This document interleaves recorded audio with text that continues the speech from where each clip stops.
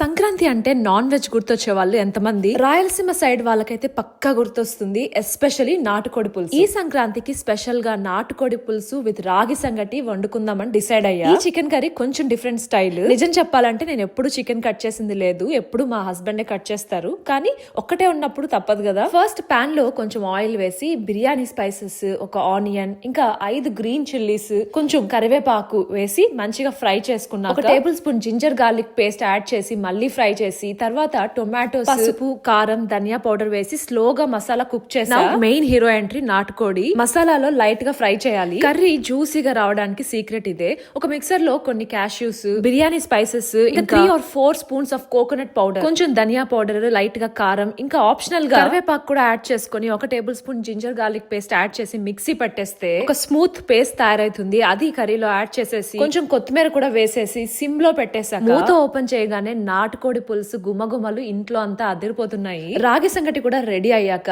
అరటాకులో food serve చేస్తున్నా. Side లో ఒక ఆనియన్, కొంచెం లెమన్, ఇంకా పొగలెక్కుతున్న రాగి సంగటి, దాంట్లోకి వేడి వేడి నాటుకోడి పులుసు. చూస్తూ ఉంటేనే ఈ పాటికి మీకు నోరు ఊరుతూ ఉండాలి. చేతులతో కలుపుకొని తింటూ ఉంటే ఆ టేస్ట్ లో ఒక కంఫర్ట్ ఉంది, ఇంకా ఒక హోమ్ ఫీలింగ్ ఉంది. యుఎస్ లో ఉన్నా కూడా ఈ ఒక్క ప్లేట్ తో రాయలసీమ మొత్తం కళ్ళ ముందు నిలిచింది. మీరు కూడా ఇది ఖచ్చితంగా ట్రై చేయండి. Don't forget to subscribe.